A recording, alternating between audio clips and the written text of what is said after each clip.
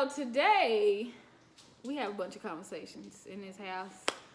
Between 4 girls, Lord Jesus, they asked me like 6 million questions. Like, today me and my husband was arguing, and one of my daughters was like, are y'all gonna break up? You're gonna do a divorce? I think healthy arguing in front of kids, not in front of kids, but we don't hide our arguments from our kids. So, this is Ashton. This is my bonus daughter. Ashton is my bonus daughter. So, a little backstory. I met her dad. We kind of told each other, okay, I have 3 kids. You have 3 kids. He didn't tell me the ages of his kids right away. I was like, I wasn't ready to take on a teenager just yet. I thought I still had a few more years. But I'm easy. She actually is. Like, I was like, thank you God for not giving me like a brat. But her daddy don't play no games though, so she still tries it though. Don't get it twisted. I'm a teenager. That's what I'm supposed to do. What was your first impression of your daddy having a new girlfriend? I was like, oh no, here's another one. He's probably gonna leave. In like, you love him, you leave. Maybe 3 months. I give it. Okay, I was like, I give it 5 months tops. That's it. And then he brought you around more. I was like, yep. I said I can't get, because I'm a very emotional person, so I can't get emotionally attached because I'm gonna be upset when they break up. So I was like, I gotta kind of keep my distance. But then you came around more, and I was like, oh, that's because her daddy was a player in these streets. So, yep. And so and I was like, and then we moved in together, and I had a really bad experience moving in with somebody because I thought I was gonna go downhill from there. And I was like, oh man, they finna start arguing, and we're gonna have to move out. But then we didn't. And then you see, this is why kids think parents are gonna break up like every argument. Like, I just told my daughter, I was like, you argue with your sisters. That don't mean y'all gonna break up, y'all not gonna be sisters anymore. Like, it's the same thing. When adults argue, we're just simply doing that. Like, y'all argue and then run around and play hopscotch the next 5 minutes. Not even 5 minutes. We'd be like, go away. Okay, hey. My first thoughts when I found out you were a teenager, I was like, oh man. First of all, I hope she's not grown. I hope her math not smart because I ain't playing no games. Neither one of them. Then I was like, Lord, am I ready for this? Are you sure you blessing me with the right situation? I was like, because I'm not, I don't know. I've never grounded anybody. I've never, taking phones away. The little girls, I'm either whooping their butts or I'm threatening to whoop their butts, or I'll talk, it's a whole different realm when you're dealing with a teenager. Like, I remember the first time I had to ground you. Wasn't it because my room wasn't clean? No, it was because you told me to clean my room, and then it wasn't. No. The first time I took your phone away was this past year. She's about to be a sophomore, but she was a freshman, so she couldn't go to her dance or nothing like that. Oh, yeah. Oh, it was because because you had told me that I was going to get my hair done. Mm-hmm. And I went behind and told ma'am that I needed my hair done. Yeah, and so she did my hair. Exactly what it is. So I took her phone on like a Thursday. Was it Thursday or Friday? I don't know. Either way. It was the day before homecoming. I took her phone and then 2 days later. I gave it back. And so her daddy was like, that's it? I was like, he's done that before. No, my version of dad grounded me was, you're grounded. I just couldn't go nowhere. I still had my phone. I had my TV. I had the internet. I wasn't grounded. I just didn't go nowhere. I didn't go nowhere anywhere. I didn't know, though. I was like, ain't nobody give me no grounding handbook. I don't know. How long are they supposed to be grounded? What goes with my thing was, I'm going to take her phone, and she missed her first homecoming dance. That was enough punishment for me. I was like, all right, so I'm going to just get her phone back. And so he was like, you're supposed to at least keep it for a week. I was like, well, I don't know this stuff. Oh, the second time you kept it for almost 2 months, right? Yes. You know what I'm saying? Because I was big trouble. She was skipping school. And then, let me tell y'all something out here. If your parents ask you something, they already know. They already know the answer. You might as well just tell them the truth. If I come to you and say, did you skip school? And I said no. They said, are you sure? And I said, I'm sure. And I knew I was lying. But we gave her a chance. We said, walk out the room. And I came back and told Get your lie together. Get your truth together. Come back. And you came back and said what? I said, yeah, I did. Didn't I? Why was you skipping that? Why were you skipping? Oh my gosh. Because, okay, so first of all, I was just testing the waters. Second of all, because I just was like, YOLO, you only live once. So, therefore. You only gonna get beat once. You're trying to be cool. And then, because my friends, I was trying to be with them because it was like, oh, yeah, we do this all the time, all of that. And I was like, okay, well, I want to try it because they made it seem like it was fun. I was just, doing high school experience. Everybody skips school. I skipped my senior, but I was a nerd, so that don't really count. I skipped my senior year. And so I was like, man. senior skip day, so that don't really count. It's not that bad. And so I did it one time. I was like, okay, this is cool. So then we did it again. And then we almost got caught by a teacher, but he didn't tell because he was cool. He was like, I found out because I goes up to schools. Yeah. I went up to the school, went to the office. I was like, hey, can you print out her attendance for me? So she printed out all this stuff, and there's some stuff missing. I was like, wait a minute, it's a gap between second period and fifth period. Yeah. Where was you at? And she was like, at first she said no. Then she came and she was like, we were at McDonald's. We really were. You skipped school to go to McDonald's? Yes, because we didn't have no car. We couldn't go nowhere. We couldn't go that far anyway. So we was like, okay, McDonald's is like a 5-10 minute walk. So we just went to McDonald's and we was being goofy, playing and chilling in McDonald's. What was your first impression of me when we did meet? Let me tell you my first impression when I first met this one over here. She was like, hey. I said, because I told you I couldn't get emotionally attached because I've gotten emotionally attached too fast to my dad's past girlfriends and it hurt. So I was like, I gotta make sure she's standing around before I be like, oh my God, my mom. Nah, I was like, okay, hey, go back in my room. Yeah, I got like the little hey Miss flavor of the week. I was like, that's basically. I was like, oh well, I mean, this is probably like a friend. Maybe he's gonna sleep with her and then ditch her.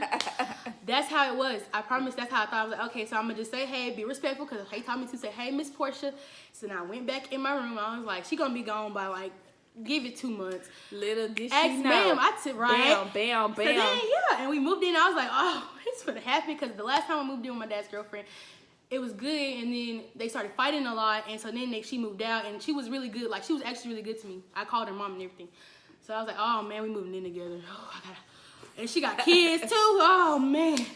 I was low-key having a panic attack. I was like, oh, dang, she got kids. I told Ace, I don't know how she gonna mix with the little girls. I don't know how the little girls gonna mix with her. It's a journey. It's still been a journey. They still argue. We do. But I love them. Those are my little sisters, my babies. I didn't have them, but those are my babies.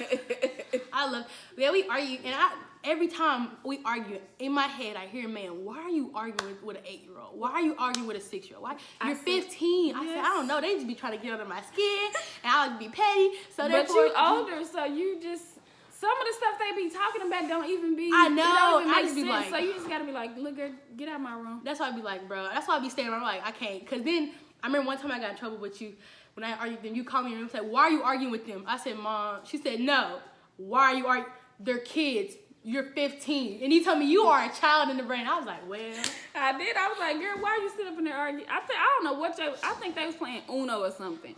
I was like, Cetha, you are old enough to just dead the argument before it starts. That's why now I be trying not to argue with them. I be like, okay, bro, chill. And ain't that big of a deal. I got a question. So, when you decided to call me mom, what brought about your decision? Because I didn't force her. I never was like, no. I never forced her to call me mom. First, I asked you. I was like, is it okay if I was to call you mom? Because I was already to myself thinking about it. Because I asked Dad, I was like, Dad, would it be okay if I called her mom? He was like, yeah, of course, if that's what you're comfortable with. And then I asked you, and so I went back to myself. I went back to my management, my other people in my head. God. It was like, she's cool. She's sticking around. She's good. She's good to you. She does things for you. She loves you. You talking to the people in your head? Yeah. I got 3 other personalities in here. They got medicine for that. I don't need it. Anywho, because it's under control. Anywho, so I was like, okay, yeah. She's good. She's good to you. She treats you like she's your own daughter. She fuss at you just like them. She loves you just like them. Mother Hill was like, yeah, girl, do you, boo. And so then the same me was like, and she asked the other girls. She asked the girls, do y'all mind if I call y'all's mom? Candy, oh my gosh, yes, because you're like a sister to me already. Come here, Marie. They back here folding clothes because ain't nobody got time for that. Look at the melanin popping. Anywho. Melanin? You say hi to the people. Hey, y'all. Hey, y'all. I love her. She's my sister now. She's my sister now. Because I asked me, I had to ask him. She's been my sister since I get to know. Right. Anywho, I had to ask them because my dad's past girlfriend, I asked her, I was like, is it okay if I call your mom? She was like, yes, that's fine, that's cool, all of that. And so when I get to calling her mom, she'd make this stink face or something. I'm like, Mom, she'd be like, But I understood But that. it felt weird. I've never told her this either. It felt weird for you to call me mom. Really? Yes.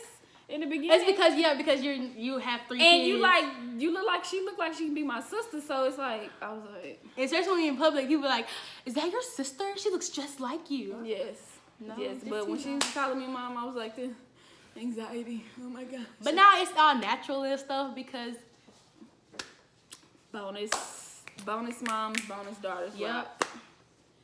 yeah. What? Cause then Why like you looking like that? after we moved in, I was scared. Why were you scared? Because Even when we moved in, I was still freaking out. When we Me moved too. in together, I was like, Because I was like, whoa, this is new because it's different from when you coming around like a day, spend a few hours, but we seeing each other 24/7.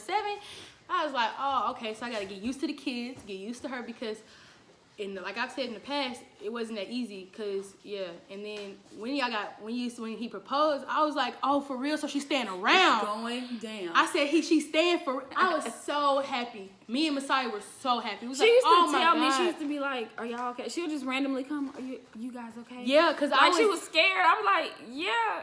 Like, when they get in an argument, got cussed out today. like when they get in an argument, I'll be like, are y'all good? Are y'all staying together? Like, are y'all divorcing? She was like, no, That's why it's in it for life. Why it is very important to watch who you bring around your kids and watch who you get your kids attached to. I have got my heart broke, but I tried to make sure their hearts was fine. Like, no, you can't meet them yet.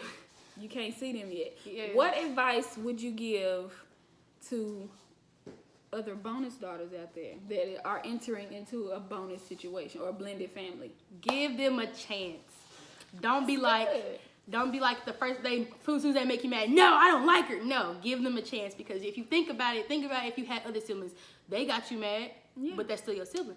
Right. So all I say is give them a chance, get to know them. Don't immediately shut them out because you don't like the idea. You're gonna have to get used to it. It's gonna grow on you because it grew on me. Because at first I didn't like it. I was like, I don't like sharing people. I didn't like sharing ma'am. I was like, ma'am, can I? Be like, no. But I was like, no, that's how it is because we're blended together. So don't be selfish. Don't be ignorant. Just give them a chance. That's all I got to say. The advice I would give to bonus moms is I'm going to speak for my situation. If you're about to marry somebody, you just met somebody and they have a teenage daughter, approach them cautiously. Because you don't know how to, because some teenagers are different. I'm a really good one. I'm easy because maybe I give you some trouble, but my dad is crazy, so I never talk back. I don't sass. I don't roll eyes. I say yes, ma'am. I would say approach them cautiously. Make them feel just as equally loved as the other kids that are already in the house. Because ain't nobody got time for that Cinderella situation. All the lies. Everybody, if I'm fussing at her, everybody getting fussed at. When it's come time to be loved on, everybody is getting loved on. Like whenever, because I'm older, so I'm responsible for some things like the kitchen. If they don't get their job done, because it's my responsibility to make sure that the kitchen is clean. Because I'm 15, so I'm gonna have some responsibility. So if they don't do their job, I get on to them. Because if I don't get on to them, they get on to me. I learned that the hard way. But this video is 13 minutes now, so got a blast. Oh God! One thing I do know about teenagers, they are dramatic. Very. They talk a lot. Very. A lot. That's about it. Dramatic and talk a lot, and she stay in her room a lot in the dungeon. She might come out like for food or water, but other than that, she's in her room. But when I first came around, I used to tell Ace, you need to make her come out of her room. He was like, no, that's what teenagers do. That's how I've always been though. Like just stay to myself in my room. That's where I feel. I'm not saying I don't feel safe, but I feel more comfortable and safe in my own room. I know the feeling. Madison, come here, Maddie. Don't make that face coming over here being goofy. Madison is 10. She used to be flipping around with the other girls. Now she's like, I'm in the middle of a show, guys. I don't want to talk. I'm like, yeah, I grew out of flipping it because you getting big. That's not for me no more. You're a 5th grader. Just imagine when. Okay, bye. Scat I went to my school today. Peace out, y'all. Thanks for listening. Subscribe, comment, like below. Thanks for tuning in. Give us ideas for next videos. Peace out, YouTube. And subscribe. What she said.